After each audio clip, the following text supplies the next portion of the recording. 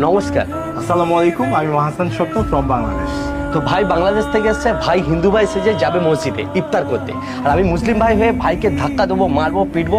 তারপর দেখা যাক যে মুসলিম ভাইরা মসজিদে থাকবে তাদের কি রিয়াকশন, ভাইকে সাপোর্ট করছে না আমাকে সাপোর্ট করছে। Right. তো কি বলছো? চল দেখা যাক, চলো। নমস্কার।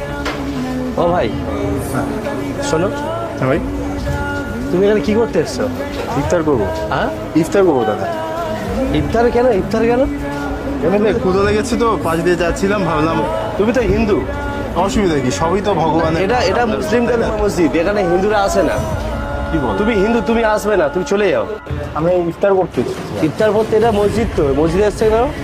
ক্ষুধা লেগেছে তো, সারাদিন কিছু খাওয়াই, এই জন্য ভাবলাম একটু ইফতার করি। এটা মুসলিমদের জন্য, হিন্দুদের জন্য না। তুমি হিন্দু হয়ে কেন এসছো? অসুবিধা কি, মানে সবাই তো আমরা মানুষ, তাই না? মানুষ না, আমাদের মসজিদে তো আসো না, চলে যাও। আমি তুমি চলে যাও, তুমি চলে যাও।